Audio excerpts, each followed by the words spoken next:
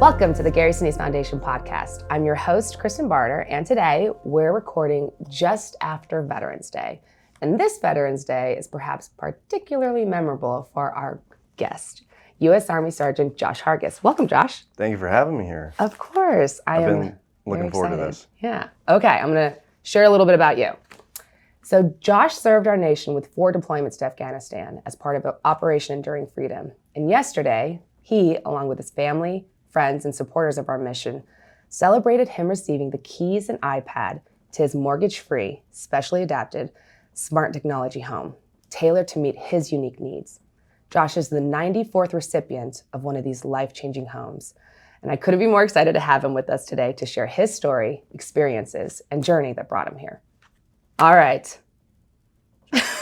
You ready? Yeah, let's do it. Yesterday was a big day.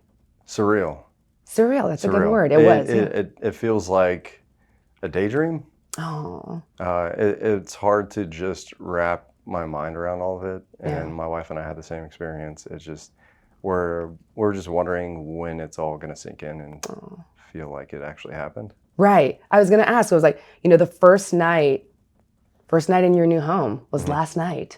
Like for you and your family, how did it feel? It was incredible. There's so many incredible features about the house. And after all the dust settled, after the dedication, getting in the home and interacting with the house, and there was just one thing after another where you notice, like I used to struggle with this, but I don't now. I forgot that this is set up to just be easy now. Right. And even this morning, getting ready in my chair, just roll up to the sink and brush my teeth. It was easy. It was just easy. I love that. Yeah. You actually got to experience it. Yeah, I was surprised just brushing my teeth this morning how much easier it was. We've heard that before that a lot of times when recipients are before they're home, they kind of are thinking through like, this would be so great to have. Yeah. But then when they actually experience it, it's a totally different, like it's kind of mind-blowing in a way. It is. It's continual conscious effort about how to interact with your surroundings, even after you've done it day in and day out for years. We've been in our house for 5 years now.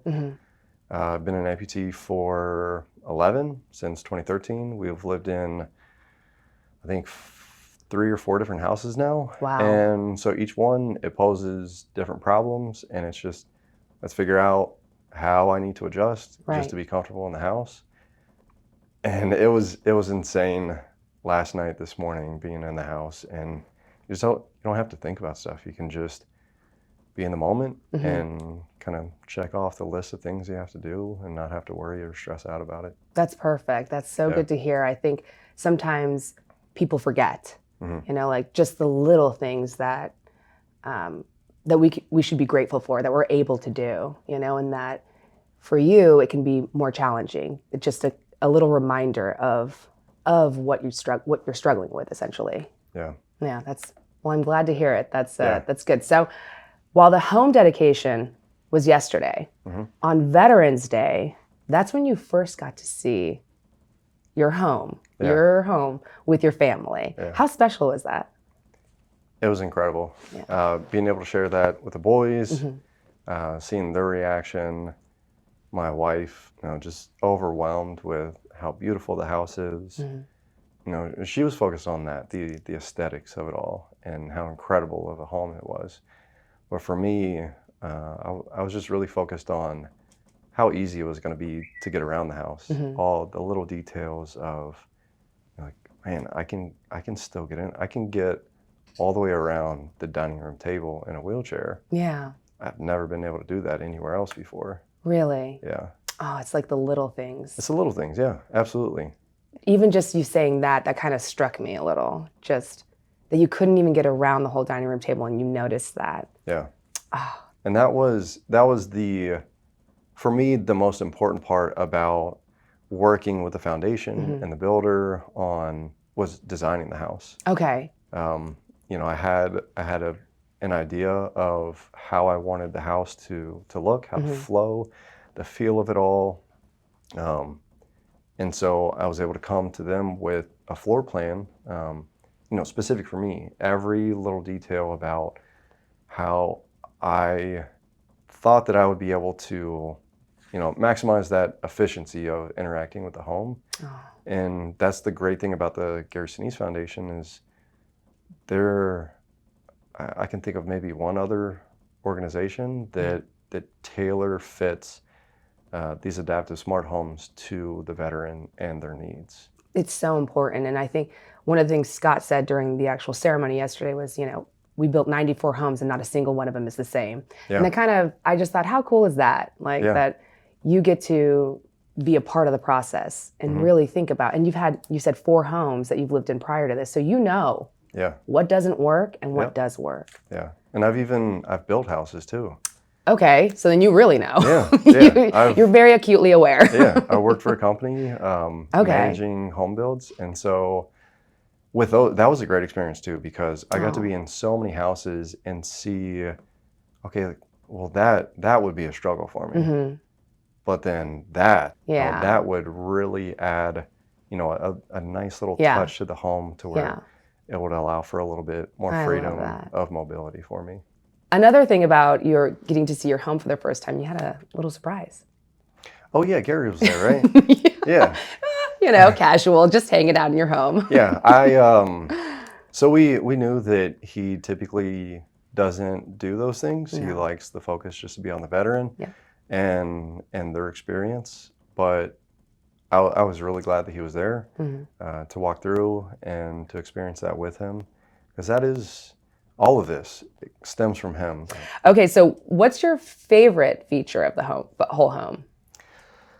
Favorite it's the layout. It's the layout. Yeah. Okay. That was always my number one. The most important thing for me was the flow of the house, the layout, just making it easy. Just making it easy to flow through the house. Honestly, the more times you have to stop, to turn, to get around things. Oh, interesting. Yeah. So it steals energy. I didn't even think of it that way. Yeah. Oh, interesting, because it is kind of long, and so you don't have to. Oh. Yeah. So just straight shots, you can, and it decreases the amount of energy that you have to put into just simple tasks, just getting around in the home. You have to think about that. Yeah, the fewer times, and in prosthetics, in a wheelchair, the fewer times that you have to slow down to turn, right, and then get back up to speed again, that's extra energy, and that is just one of those things that adds up over time, day after day. Yeah. How does this house compare to your old one? It is completely different. It is. So after spending last night, this morning in the house, and then before coming here, we went back over to, I guess, our old house. Okay, so you did. And those little inconveniences were just, blinding lights in the house. And it was just so much more apparent how uncomfortable the house was. Yeah. I guess that's the best way to put it. Because now you experienced what your new reality is. And so to have to go back, you're like, no. Yeah. I do not accept. Yeah, it was a laundry list of, I don't have to deal with that anymore. I don't have to deal with that anymore. I don't have to deal with this. I can just, be comfortable. As you deserve. Okay, so I wanted to talk about how we got here, Josh. And so can you share a bit about your history, and your family and where you came from, and just a little bit about you? Yeah. At the beginning, I grew up in Cincinnati, Ohio. Okay. Outdoors, grew up in Boy Scouts, so camping, fishing, I can see that. I can see your... Yeah, and I loved it. Those parts of my childhood, I'm so grateful for. It felt like, I always felt like this is what a childhood should be, is just being outdoors and just being immersed in nature. And then, so what motivated you to join the military? I feel like I was always being pulled towards that. Just the camping out in nature, the love for the outdoors. My dad, he had a shooting from a young age. My first rifle was a bolt action 22 when I was 12 years old. Wow. And yeah, so I enjoyed it. I enjoyed every aspect of what I felt like the military would be. So I really wanted to explore that. And so when I was 17, I hopped around a little bit. I wanted to see what all was out there. I started with the Air Force, talking to them about being a PJ. I went to the Navy's office, but they were all gone at lunch. And yeah, we've heard this story actually with a couple of other. Yeah, those Navy guys. Well, I mean that there's like they're about to go in, and then lunch usually happens, and then they go into another service. Yeah, and then so right next door was the Army's recruitment office. Okay, so. And yeah, so I was too young at the time for Special Forces, but they showed me this recruitment video for the 75th Ranger Regiment. And that was it. Because they're Yeah. Badasses. Yeah. They were, I think it was like a Vietnam style era recruitment video, kind of running around through the woods. And I was like, yeah, that's it. Let's do it. So, and then I broke my femur. Yeah. What? So I was working with them. My mom didn't want to sign the paperwork for the delayed entry program? Yeah. Yeah, okay. Yeah, she didn't want to sign for it, but didn't matter anyways. Bless her. She was trying to look out for you. She's like, wait a second. It was at the end of the skiing season. So I went skiing at Perfect North Slopes in Indiana, and I was hitting some jumps, just getting a little too ambitious. Didn't land right and snapped my femur right in half. Strongest bone in your body. You snapped more dense than concrete. Exactly. Yeah, just snapped right in half. Oh no. Yeah. No, I don't like the word snapped right now. No. Yeah. Yeah. Oh no. So they life flighted me from the slopes to Children's Hospital in Cincinnati. Titanium rod in my femur with couple screws in there. And yeah, I had to sit out my senior year of baseball. Oh, that was a huge bummer. That's hard, yeah. And then you healed up eventually. Yeah. And then you joined. Yeah.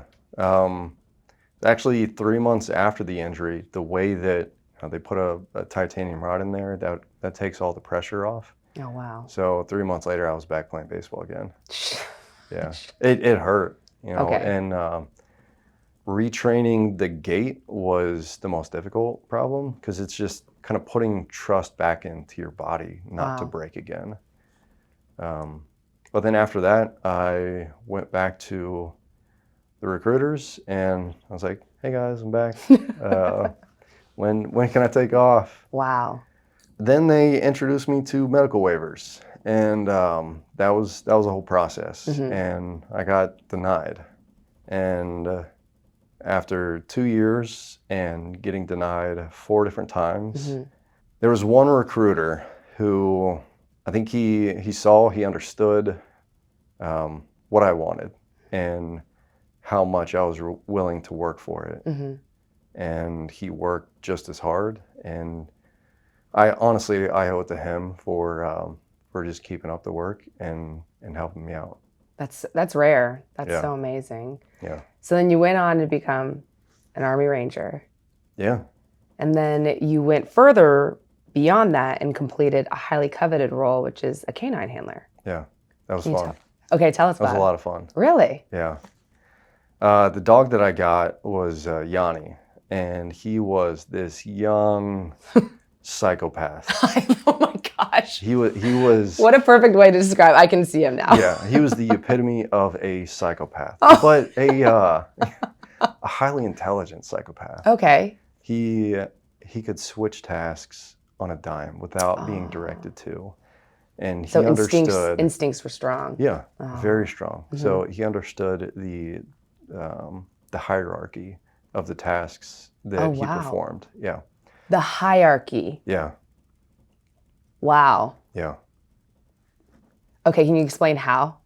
Yeah, so one night we were training, and we had this scenario set up at night where we're going to send him out to try and find someone, but in the mix of all it, we're going to have a hidden IED, and so we're going to see how he reacts to it and what he focuses in on. If he can bring his drive down off of hunt, the hunt, the acquisition, the bite, if he can turn off that drive and switch over to his processing. Oh, interesting. Yeah, and find this, that's really an indication of how much they can easily just maneuver from task to task. And he ran past where the hide was, where the buried explosives were.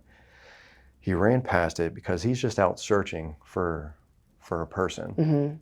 And he caught the odor and switched. And you can see it. Their body language is how they communicate to us. Oh, wow. And he switched. You saw his head snap to the left, and he just turned that nose on and quickly just, followed the cone of odor and indicated beautifully, absolutely beautifully. And that was when I fell in love with him. Yeah. Yeah.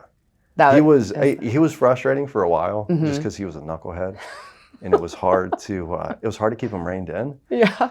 But when all of us saw that and what he was capable of, it just took a little bit of effort on our part to kind of foster that. Oh yeah, you got respect for him. You're like, well, look at that. Yeah, I fell in love with him. Oh, that's so cool. Yeah. I love the way you light up when you talk about him. So can you tell me about the kinds of dogs that serve? Yeah, so in regiment, we use the Belgian Malinois. Oh, incredibly intelligent. Yeah, we mainly use those. We also use Dutch Shepherds, which is kind of a variation of the Malinois.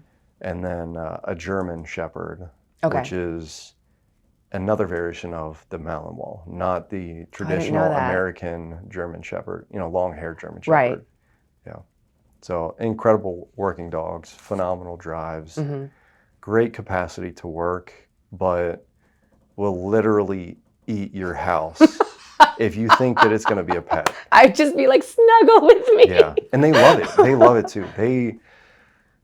They will get attached to you. Oh, and that would be my favorite thing ever. Easy. Yeah. Oh, really? So easy. Yes. Oh. They are savages. That makes me so happy. Yeah. The savages that just want to be loved. Oh my gosh. Yeah. Sounds like the perfect mixture.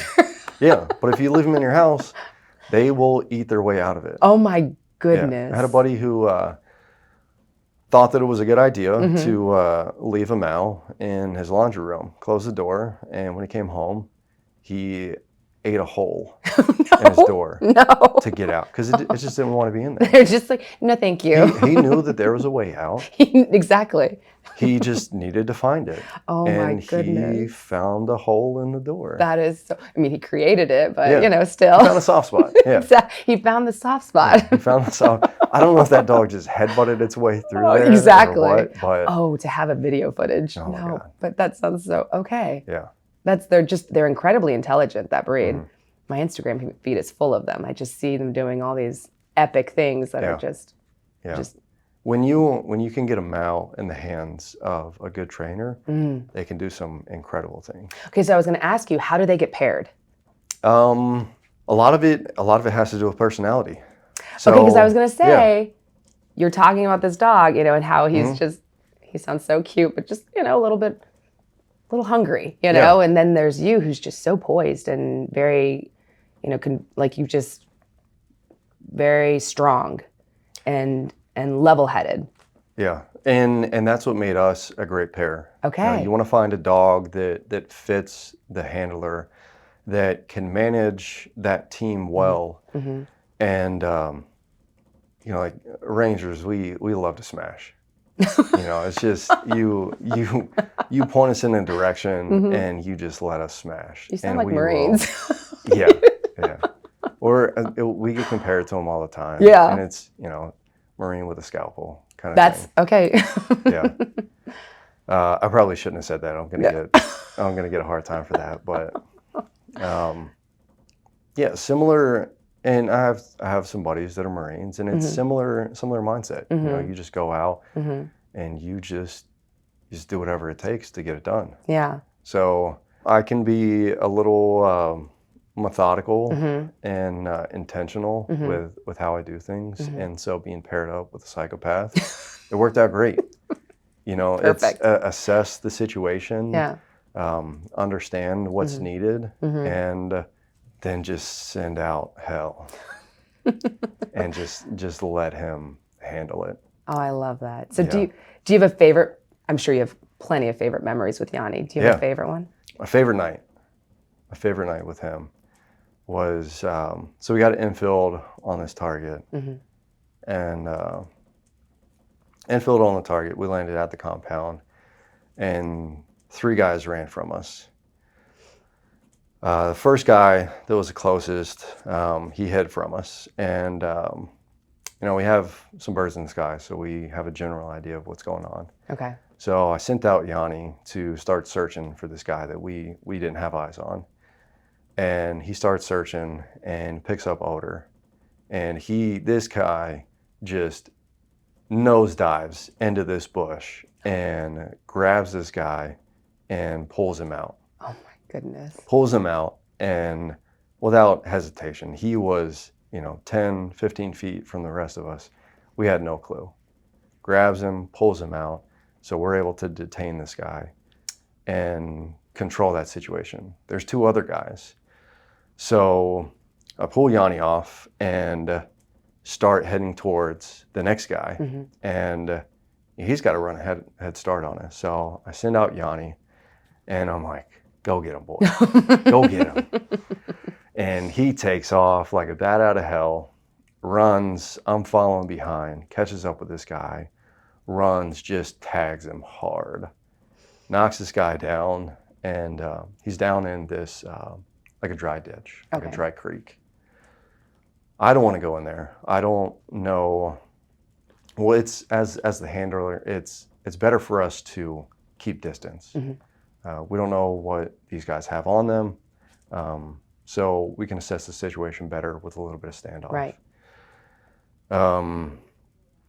So to keep from having to go down and getting hands on this guy, I recall Jany, which is difficult to get a dog to do sometimes, but he worked really well. We worked great together. So recalled him, put him on a long leash, which is a 30-foot leash, and send it back out. Like, go get him, buddy. Go get him. And so I'm putting back tension on this, and it just increases his drive. He's digging into the ground, digging in, just wanting to get to this guy. He wasn't following commands, so I had to get Jany back on him. He latches on, and so I'm just pulling both of them out. Wow. Pulling both of them out just to get some more control of the situation. And while I'm doing this, our platoon sergeant, he runs past me, just him. This guy he's something else. He is the embodiment of Jany, the dog. Oh goodness, they would not be paired well. They be paired well, yeah. They would destroy the world together. Oh my God.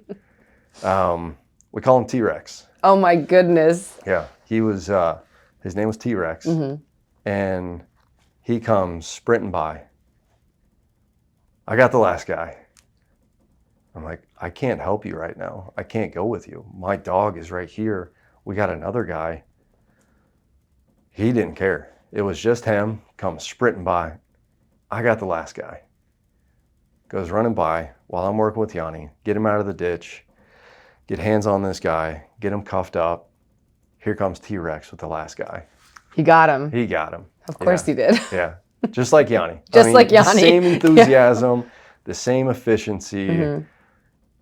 He got him. That's amazing. Yeah. I love that. It was a good night. And it was so fulfilling to see all of that training, all of the intention, the effort that goes into working with these dogs and the team that we've created, to see him work so well and to see it go so smoothly. Especially how you said it, like the first guy, I mean, he was 10 feet away from you and you guys couldn't see him and he just locked in, and that's just incredible. Yeah. Incredible what they can do. So it was during your last deployment, and that was in Kandahar. Yeah. Correct. Where you were injured. Can you share about that? Everything went wrong. Okay.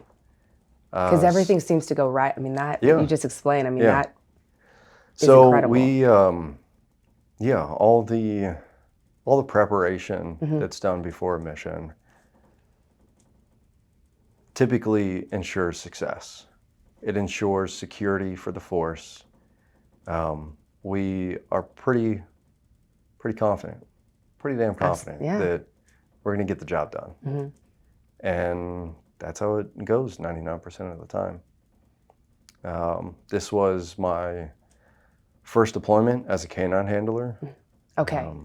First deployment Jany had ever done, and everything was going great. We worked well together, had a handful of bites or apprehensions, a handful of fines, locating explosives that are in these compounds where they're manufacturing suicide vests. Wow. And it all came down to this one mission, Ares. I don't know. I remember getting ready for that one, and I felt good. I felt ready. I felt prepared. Everything had gone so well leading up to that. It was just, get kitted up, grab the pup. He's Let's amped go. up. Yeah. We have these rituals, and as he sees all the gear going on, as I'm gearing him up, he knows it's time to work.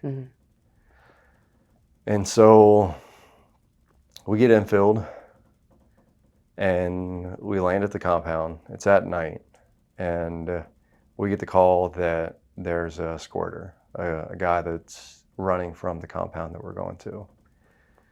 And as a canine handler, that's when, that's our task, is to go after him, to apprehend him. We start in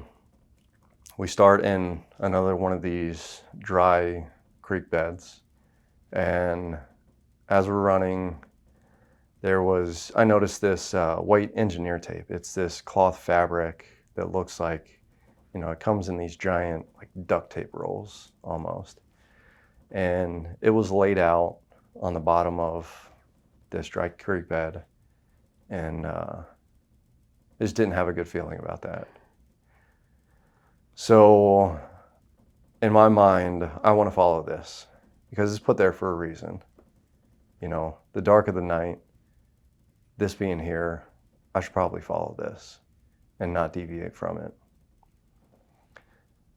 As we're chasing this guy down, I have an interdiction team with us. So it's a Ranger team of about 4 or 5 guys, and in the ground force commander, our platoon sergeant, and our EOD tech. So we're all chasing this guy down, and as we pass by the compound that we were going to, explosions start going off there, and that was nerve-wracking. Didn't know what was going on. Hadn't gotten any call outs yet over the radio. Then the second one goes off. And so in my mind, we need to get this done. You know, we need to get this guy, we need to get this over with. We need to get back to the compound. So we come up to some tall grass, and we all halt from there. We know that he's in there. We know that he had stopped running, and he was just waiting for us. So I take command of that element. I stop everybody short, and we'd been practicing visual directors for the dogs. And so we can use a laser to direct the dog where exactly we want him to go, kind of pinpointing direction versus a broad search. And so I unhook Jany, I send him out and tell him to go find him. And about a second after he goes in, there was an explosion that went off where he had gone.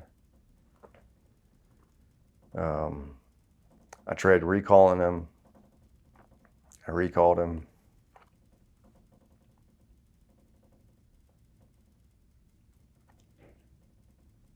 But he didn't come back. So we go up on the side of the creek, like on the side of the hill a little bit.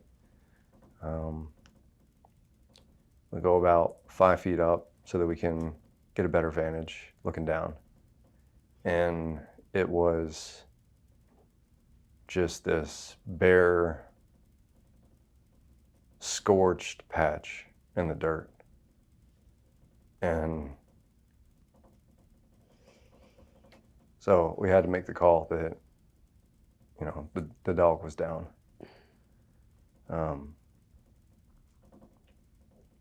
So we were done there. Started to make our way back to the compound, heading up this embankment, and we see this strobe going off.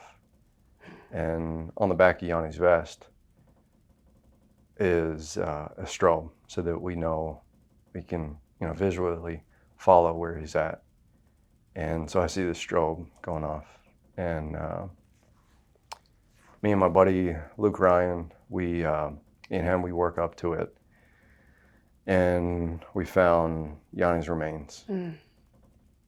And the way that the guy was crouched down in the brush with the suicide vest on, and Jany running up to him and facing him, he would have, like every other apprehension, he would have jumped up with his front legs and, you know, targeted one of the upper arms. And so, knowing how he worked, how he apprehends, there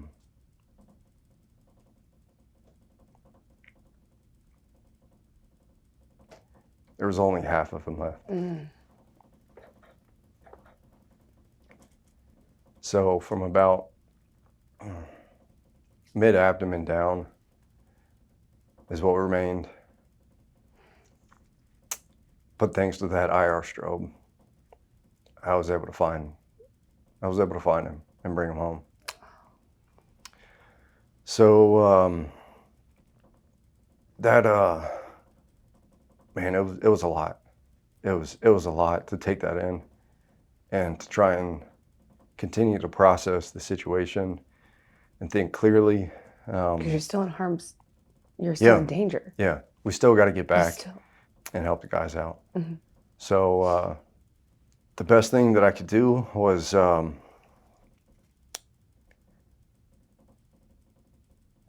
grab all of his intestines. Oh gosh. And put them back in.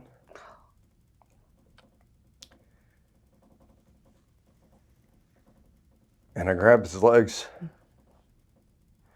and threw him over my shoulders to carry him back. But that was, not the smartest thing to do, because everything fell back out and was just hanging. And I'll never get out of my mind. The feeling, the sound of those bloody intestines just smacking against the back of my boots as I'm carrying it back.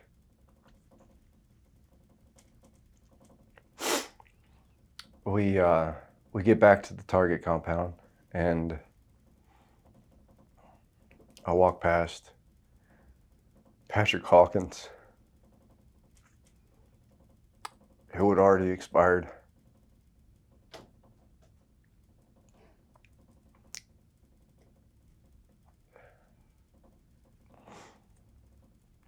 And just the gravity of all of it was just hitting me like a ton of bricks. Oh.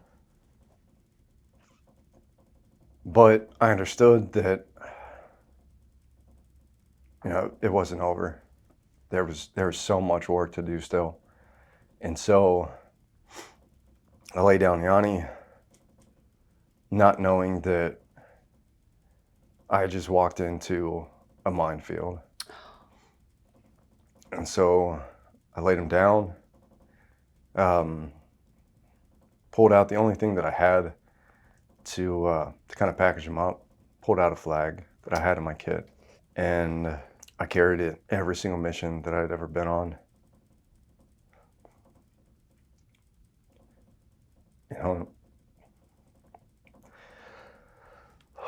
Not knowing that, this is what I was going to be carrying Jany out in. Exactly. And so I lay it down. I lay him in the middle, and I tie it up like a knapsack. I left him there, knowing that I'd be back to carry him out later once we were all done. So he lay on the ground, and in my mind, it was, what do I do next? What can I do next? What can I do to help with the mission that we have now? And so I look over, and there's a helmet and a rifle. While the guys are getting worked on, I don't want this to get left. I don't want this to get in the hands of the guys that did this, because it's going to be used against us another day. And so, I started walking over, and every step felt like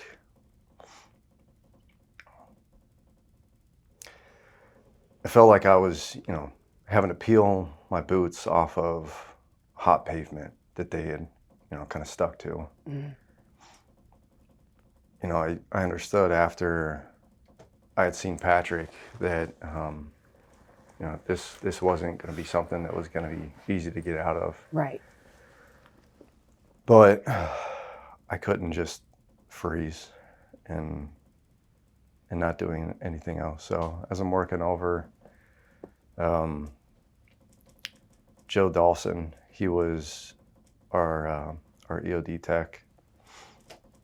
He was about 10, 15 feet to my left on his hands and knees, and he had uncovered a buried IED. And in front of me, I could see this just line of disturbed dirt going from the compound over to where he was. And so, I thought, I'm good. The lane that I'm in is all right. It's safe. And yeah. And so take another step. Take another step. And as I got up to the equipment that I was going to recover, I take one step with my left foot. So I'm bending down to reach for it. And as soon as I put pressure on my left foot, that's when it went off. I had this moment of weightlessness, being just suspended in time, and everything had just disappeared. I was in this empty, dark space.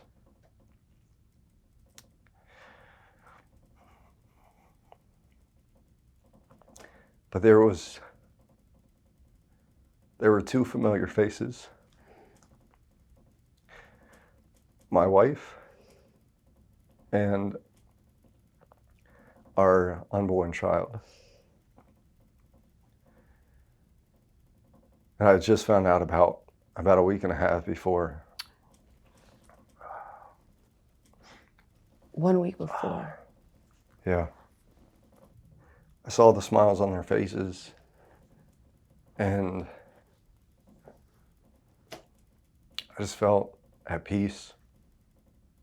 There was nothing else in them in that moment but their faces. And then I felt the ground hit me, and I was back. It was at night. My nods, my night vision goggles weren't working anymore. You were conscious. Yeah, I was back in the world again. I'm trying to figure out what's going on, where I'm at. I knew that they got me. You knew that you were injured. Okay. Yeah, I yelled out in frustration, and then started letting the guys know, like, hey, it's me. Mm-hmm. I'm over here. And they were on me within what felt like 2 seconds. They were on me, putting pressure on my legs, started working on me. I didn't know the extent of my injuries, but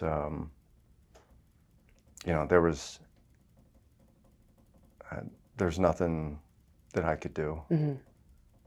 But I had nothing but confidence in our guys that, no matter what happened, no matter what my circumstances were, if I had any shot of getting out of here, those guys were going to do it. Yep. So on the ground, they worked on me for about an hour and 45 minutes. I was conscious the entire time while they're working on me. Looking back, my legs were they were gone. There was nothing left of them. My pelvis was fractured. I had a tension pneumothorax, so I had a punctured chest cavity, and my lungs were collapsing. Being conscious, I felt that. I noticed that, the life was just slipping away from me. And I was able to let them know that I was experiencing that, and they knew exactly what to do, how to do it, had the tools for it, and just kept me going. Incredible. I mean, if that situation is going to happen, you were surrounded by the best of the best, the perfect essential crew. Yeah. To just keep you alive. Mm-hmm. And get you home back to those two faces that you knew were waiting for you. So, oh my goodness, everything you just shared, and all the time, Taylor's at home. Yeah. And that was the driving force after I saw them. And everything else, you know, it was just getting home. That's all I cared about. I remember when I was getting carried out and hearing my friends' voices. Mm-hmm. Man, it was such a comfort just to hear familiar voices. Yeah. My buddy, he said, "Don't worry, we got you. We're gonna get you home to Taylor." Oh. And I said, "Is my ass okay?" Because Taylor really likes my ass. She's got a favorite feature. And she's gonna be mad if No. if it's messed up.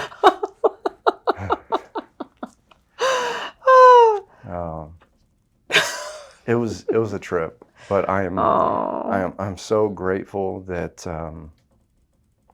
that I was conscious through it all. That I can't believe that. That I remember everything, Mm-hmm. and for moments like this, to be able to share it with other people, Right. to relive it, as difficult Mm-hmm. as not only reliving the memories, but reliving the emotions. Right.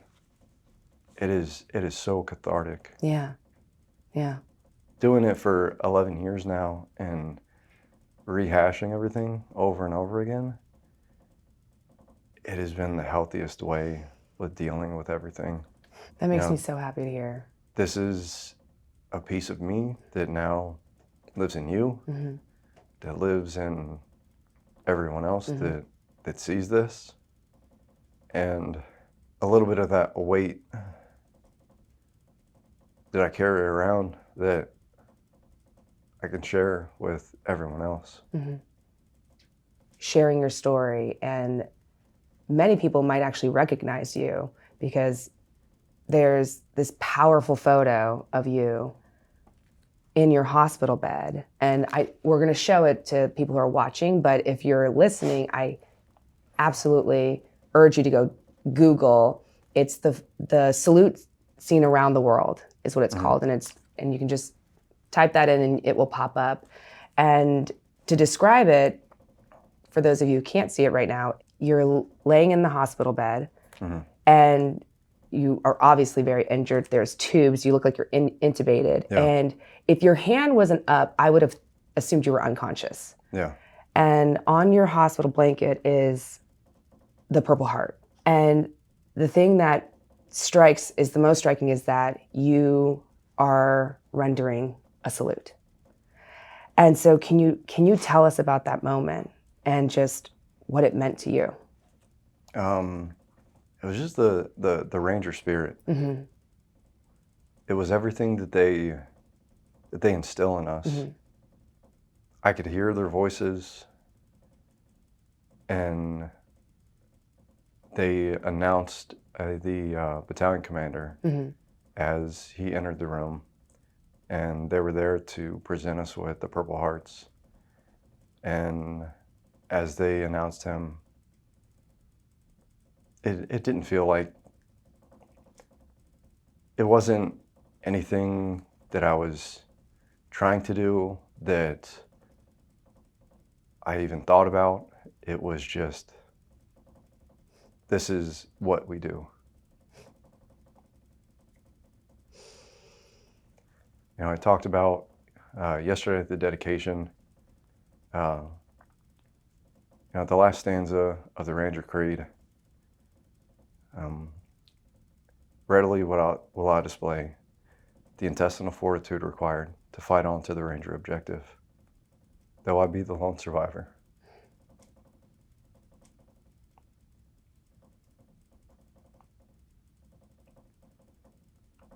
To my last breath, I will fight for the American way of life, for what we stand for. I will fight for every man and woman that has fought for that flag, that has bled for that flag,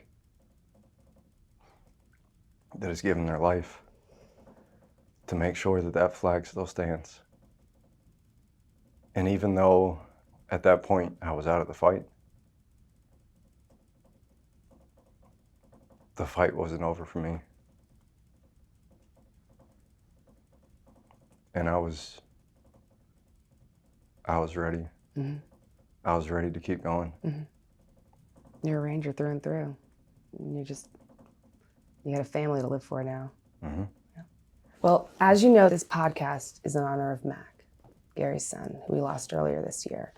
And one thing about Mac that I found so inspiring is that he didn't let the cancer take him out. It didn't hold him back. He still continued to create music, and he created some of the most incredible music. You know, he still had that passion in him. And you are very much the same in that way. You did not let your injuries hold you back. You don't let them hold you back. Mm-hmm. And so much so that you returned to serve. Why was that so important to you? I wanted to do everything that I could to get back to the fight. Mm-hmm. I had an incredible example of what a Ranger was, even after injury, even after, losing limbs. When I was going through the Ranger and selection program, Joseph Kapachewski, he lost his leg overseas. He was a single below the knee amputee. And while I was working to become a Ranger, he was fighting to stay a Ranger, to maintain that deployment status, to continue to go overseas and to fight for what he believed in. And I wanted to do the same. Mm. I wanted to carry on, the Ranger legacy, and I had the best example ever that I could ever ask for in him. And man, if I could do what he did,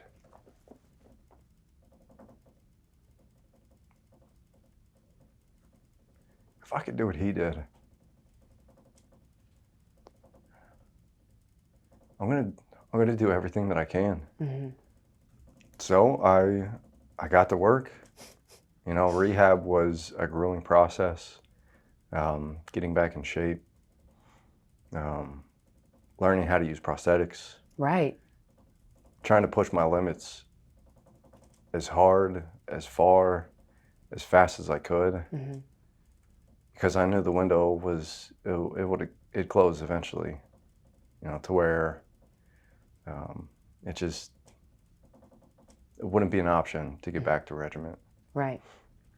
So for myself and Kyle Emmons, the other, he was above the knee amputee from the same night. I had a conversation. We had a conversation with our command that we were Rangers. We didn't know how to be anything other than Rangers. And we were going to do everything that we could to get back to regiment. And so he, fortunately, he let us, keep the tambourine and scroll and tab on, and work towards that goal. After about a year and a half, to go out in the same capacity. Right. To be on the ground, to be operating how we were before, it was just apparent that wasn't possible. But, we were fortunate to be able to go back to regiment, to work inside that brown fence, and to go out, to leave regiment as a Ranger, to exit the Army, still wearing that tan beret. What you so deserved and what you earned, you fought for. Yeah. That is remarkable. And again, it was just it brought closure. Good. Being back among the guys, being among giants, and knowing that I got to walk in these guys' footsteps. And they get to look up to you now. You get to be the inspiration for them. And they'll just keep going. That's perfect. Perfectly said. And I'm so grateful that you got to do that. And it's just a testament to you. So just yesterday, you received your mortgage-free home, courtesy of grateful Americans all across the nation. What are you looking forward to the most? Being present. Oh. Just being more present. Not having to push aside the frustrations, the stress, the anxiety, and that stuff it builds up when every single day you wake up in a home that you have to think about, like all of the little hurdles that you have to overcome in the day. People ask me all the time, what's the hardest part about being an amputee? And I tell them it's getting out of bed. It's it's just the constant reminder that this is for the rest of my life. This is reality. Get in the chair, put the legs on, and let's go. You just get on with it. So being more present, spending time with the kids, giving them everything that I can, everything that I have, being with my wife and giving her the best of me. Knowing you and Taylor, your boys, have a lot to look forward to. I witnessed it, and it'll also be something that I carry with me. I'm so excited for what's to come for you and your family. And you're right down the street, so you're our neighbors. So Yeah. I'll be over for morning coffees. Perfect. But thank you so much for being here. And as we do with every episode, Mac will close out the show. You've been listening to GSF Podcast, the official podcast of the Gary Sinise Foundation. If you'd like to find out more about what the foundation is up to, or if you'd like to make a donation, please visit GarySiniseFoundation.org. Make sure to tune in next time for more interviews, and thanks for joining us.